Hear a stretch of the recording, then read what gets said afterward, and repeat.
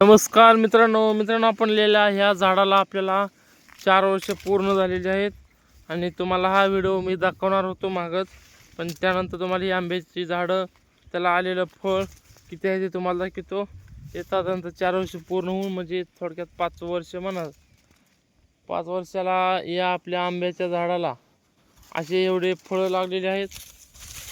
तुम्ही पाहू शकता की ते साधारणतः 30-40 आंबा असेल, 30. तर अशी ही झाडं आहेत. या झाडाला आपल्याला प्युअर आता पाड लागलेला आहे. हे पाडाचा आंबा आपल्या झाडाखाली अशा टाईममध्ये खाली तुटून पडला होता. हे तुम्ही पहा, केसर आंबा हे खाली पडल्यामुळे तर खराब झालेला आहे एका ठिकाणी. त्यासोबत आपल्याला हे असे टोटल 2 ते 3 आंबे आपल्याला भेटलेले आहेत. कसा पिवळा दिसतोय बघा, पिकला आहे. हे आपल्या घरी गेल्यानंतर कापून आपण खाऊयात. तर मित्रांनो, अशाच प्रकारे आपली ही बाग आहे. बघा ही झाडं तर 2, 3, 4 असे टोटल 14-15 झाडं आहेत. या झाडाचा सुद्धा पाड लागलेला आहे. आपण ही जे आता हार्वेस्टिंग लवकरच करणार आहोत. या 2 ते 3 दिवसात आपल्याला हे 10-12 झाडाची हार्वेस्टिंग करून घ्यायची आहे. नाहीतर आपलं वारं जर सुटलं तर त्याची फळं आंबा त्याचा खाली पडण्याची दाट शक्यता आहे. तर मित्रांनो, अशा प्रकारचा आंबा आहे. या आंब्याची क्वालिटी आणि क्वांटिटी तुम्ही पाहून घ्या कशी आहे क्वालिटी.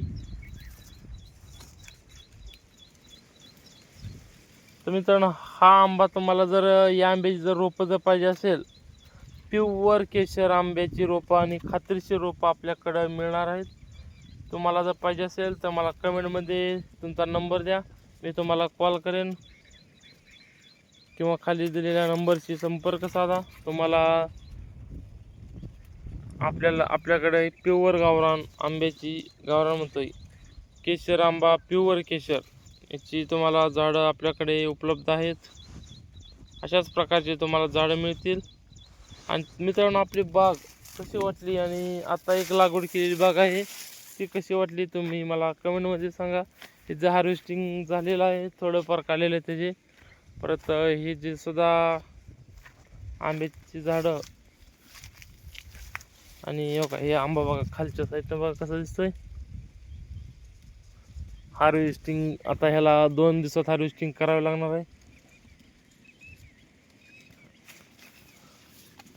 तर मित्रांनो, अशी आपण बाग म्हणता येत नाही. हे आपले बांधाच्या कडेला झाडं आपण लावलेली आहेत आणि आपण 2 एकरची बाग लावलेली आहे. ती तुम्हाला दाखवतो. 1000 झाडं आहेत.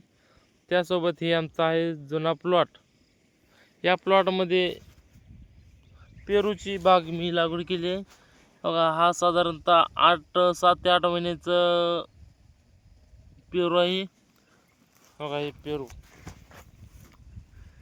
हे पेरूला असलं जे आलेलं आहे ते कट करून टाकायचं आहे, कारण जेणेकरून त्याच्या वाढीला मदत होईल.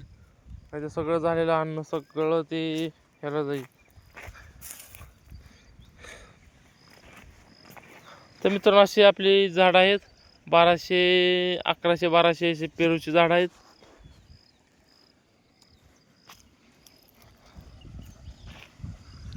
तर मित्रांनो, आपल्या आंब्याची झाडं कसं वाटली ते मला कमेंटमध्ये सांगा. धन्यवाद.